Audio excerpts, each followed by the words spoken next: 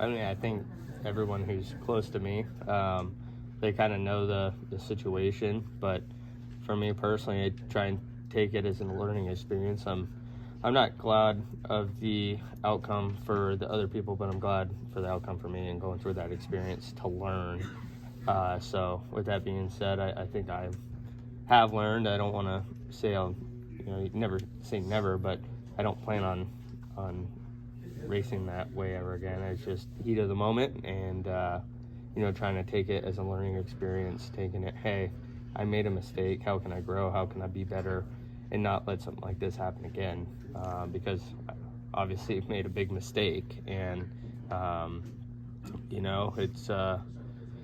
it's part of it, but it's just how you rebound from it and how you learn from it, and yeah. Do you think competing in the cup level, especially with Hendrick the last couple weeks, to help you kind of go into with this championship with a more mature mindset? No, not really. I just have been trying to have as much fun as possible, enjoy it.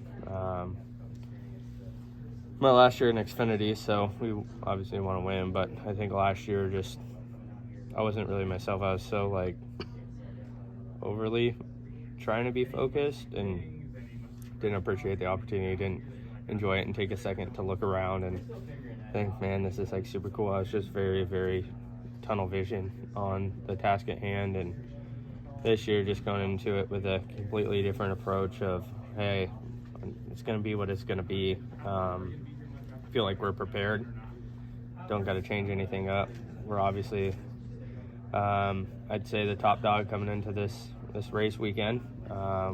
We didn't get here by accident. We have won. We've won a lot, and we've earned our way into the playoffs here, or the Final Four. So it's going to be exciting. It's definitely a privilege to be a part of this group of 3.5 men, and just really excited to race for a championship. The news broke a little bit early about Jimmie Johnson, and my sources tell me it's a done deal over at GMS. What would it mean to have a guy like Jimmie Johnson be part of the ownership group there? What does he bring to the table? I think I'm just really excited to work with Eric Jones and Maury Gallagher and Mike Beam.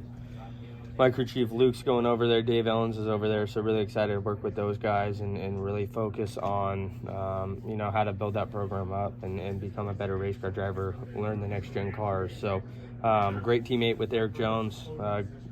Obviously Dave, we have a past relationship, and I think just all in all, I'm really excited for the opportunity next year. What could you learn from a 7-time champion like Jimmie Johnson? I think Richard Petty's a great champion of our sport, and I think he's been around the block. He's been through this sport, a lot. So, with that being said, Richard Petty and the Petty family, that's a huge name to drive for and learn from. So, definitely excited for that. What would it be like to have 2 7-time champions under the roof at GMS? Well, I've won 7 NASCAR championships on NASCAR Inside Line for Xbox, and so to have those 2 would be cool. Obviously, you don't mind taking the jab at Ty, and I know that there's been some disdain between the two of you in the past. How did that change at all last week? Or did it worsen? And how do you anticipate racing him this weekend in Phoenix? I just race guys the way they race myself, and I've gotten cleaned out by him a couple times. So I've made that very clear in person, face to face, nose to nose. Kind of behind the scenes where not a lot of people were, and I think he's got the message. How do you balance kind of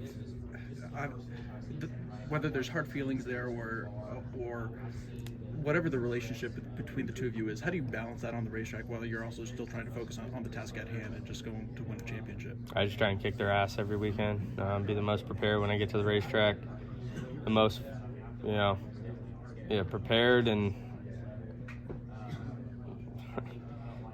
I've raced Josh Berry, Brandon Jones, guys who super clean, race them really hard but with a lot of respect, and they race me really hard with a lot of respect. and you got other guys like Little Man, and I don't know. I don't really think anybody in the industry has too much respect for him, but you know, we're just focused on winning this championship for our team, and gonna do whatever it takes if you're racing a guy like that. You guys have 3 cars in this championship 4.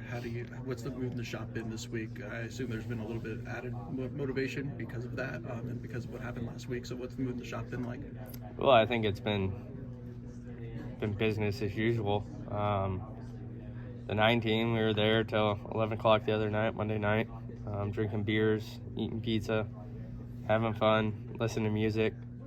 We're laid back, we're relaxed, we're ready to go have fun, and just, the result's gonna be what it's gonna be. As long as you show up prepared and you're ready to go, no different than any other race. We've won here in the spring. It's not going to be easy by any means, but we know how to do it. It's nothing new to us. So that's kind of a mindset that we have. Is it's one last ride at JRM. It's last race. Let's go enjoy it. This is a privilege to be able to be a part of this. And there's only 4 guys, 3.5 guys who get to be a part of this. So it's really special, and we're looking forward to the opportunity.